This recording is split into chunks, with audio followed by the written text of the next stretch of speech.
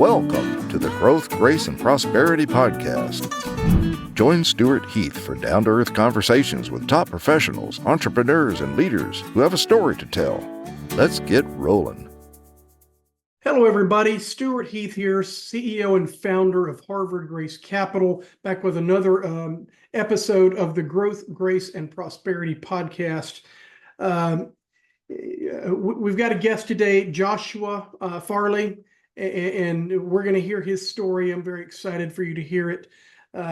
He's a recent acquaintance, and we've just been talking. I think we're going to have some other things to do after the podcast, but right now we want to hear his story. Joshua, thank you for being here. No, I really appreciate it, Stuart. Thanks for having me. Great. Hey, Joshua, when you think about the things, and you know, no comments here, but when you're guys our age, when you think about careers as long as ours have been, what's been the game changer for you? What sort of turned a light on or made you turn the corner? Just tell us a little bit about what's how you got here. Yeah, sure. So I worked for True Green, which is the largest lawn care company in the U.S. and Canada, for well over 25 years. And in my career with True Green, I had moved into a position to be a director of the Midwest and Canada. And that was probably the biggest game changer for me. I really had to learn how to be a leader at that point. You know, I had been a regional commercial sales manager and had done some leadership and felt like I was doing a pretty good job because they did promote me to be a director. But when I became a director, it was a whole new ballgame, right? You're running a division versus a few regions. And then on top of that, another country, right? The only country I'd ever visited before was Mexico. So, learning how to lead remote teams that are all over the US and Canada was a challenge, and it really made me up my game and figure out quickly how I needed to lead, what I need to do, and become much more organized in how I deal with people. Well, how do you do that? Good question. Read a lot of books.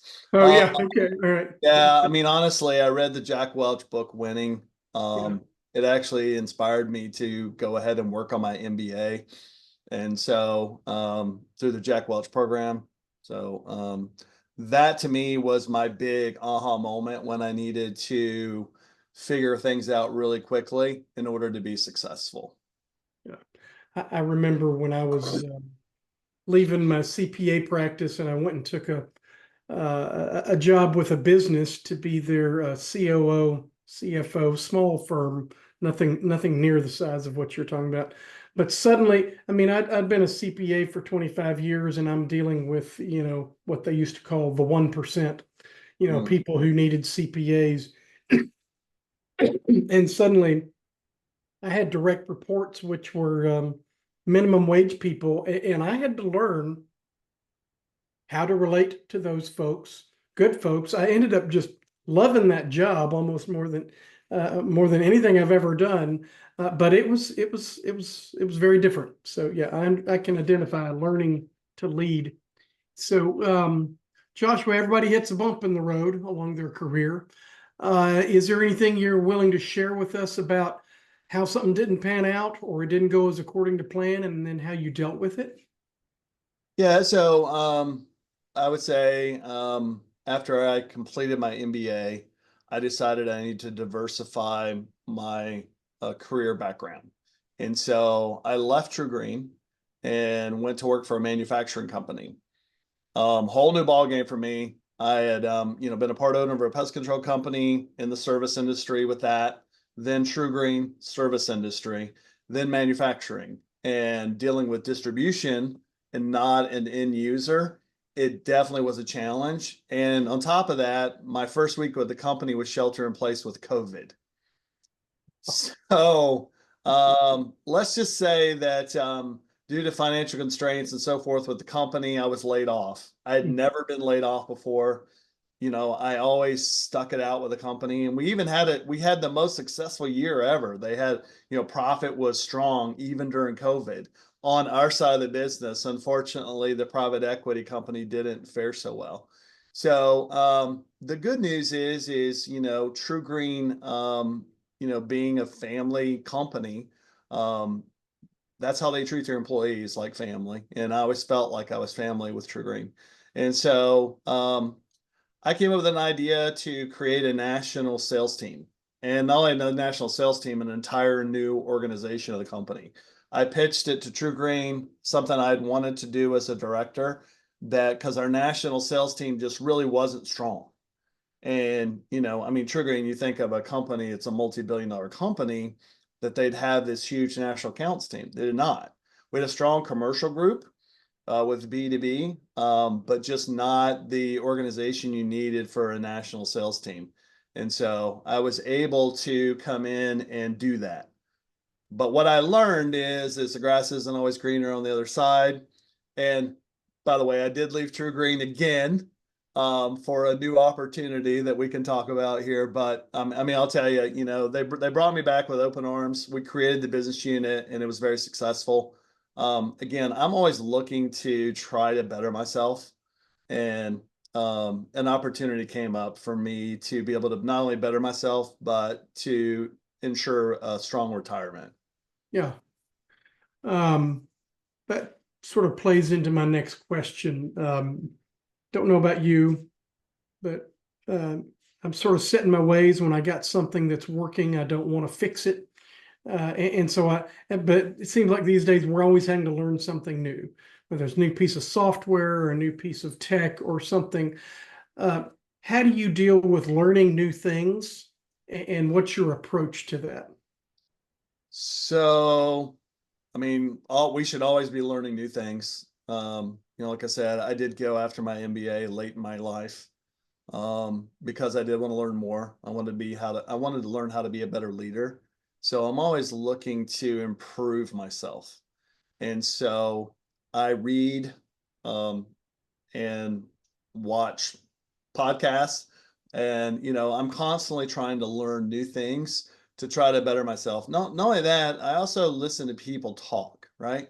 So sometimes I'm the guy in the room that's just kind of sitting there and not talking, but I'm listening. And so I listen to other individuals. I listen to their stories. I listen to their successes. I'm very engaged on LinkedIn, and I'm always looking at, how somebody did something or what they're doing and so forth. Trying to come up with new ideas too. Since COVID, we've had to change our, I was over a sales team. How you sell to someone now versus how you sold to somebody prior to COVID, that entire dynamic has changed. And then with AI, it's changed even more. And so we have to adapt, and we have to change.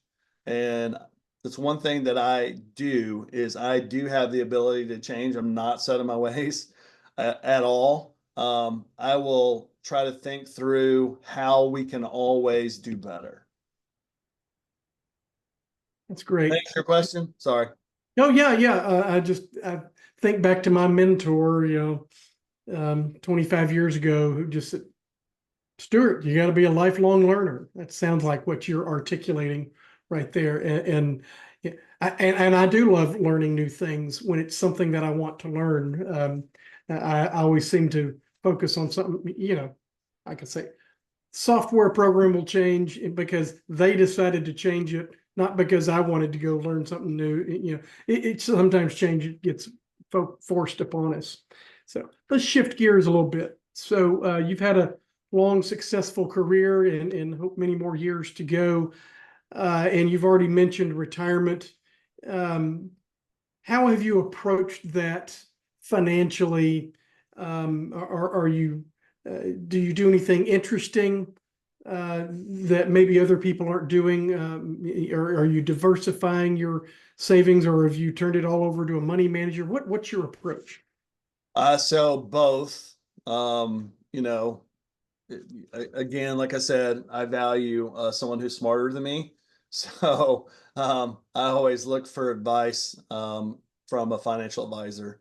as well as I'm a big saver, and I like to live life. Don't get me wrong, but I also know that there's a time coming where I'm getting older, and so it seems like every day I'm getting older, right? Which is true, but I feel it more, I guess would be the word that I'm trying to use. Right. And so, I really started diversifying my portfolio several years back, looking at different things that were stronger than others. Big believer in metals right now, Mm. and they've done really well as some other things as far as mutual funds and the regular 401k stuff, and then also looking at different investment opportunities that maybe everyone doesn't think about.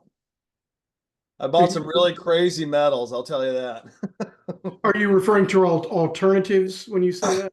Yeah, exactly. Mhm. Real estate, art, things like that. So, okay, that's good to know. I always like to know how successful and executives have approached managing their wealth. All right, Joshua, if there's one piece of advice that you would leave for someone either that you're mentoring or somebody who wants to follow in your footsteps, what would it be? Well, I would say as a leader, if you're wanting to be a leader, um, lead from in front. Don't sit up and watch everybody work. And just one other one, hire smart people and let them do what you hired them to do. So it's actually Is that your way of saying don't micromanage? not really micromanage as much as just, a lot of times we think our way is the best way, right? I like to get different varying opinions. And one thing that anyone who's ever worked for me on a team will say is my nickname's the bulldozer. I believe in moving the obstacles so my team can be successful, right? That's what I mean by really leading in front. Yeah. Job is to remove the obstacles so your team can grow and be successful. Joshua, thank you so much for your time. It's you've given us some really good nuggets to hang on to. If anybody would like to reach out and connect with you, how would you ask them to go about that? Yeah, sure. So I am on LinkedIn, and so you can reach me through LinkedIn. My email is joshua@summitfacilitysolutions.com.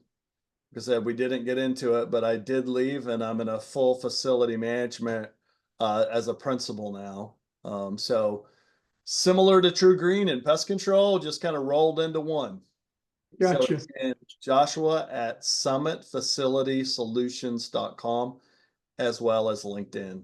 All right, we'll make sure that gets in the show notes for anybody who wants to reach out to Joshua.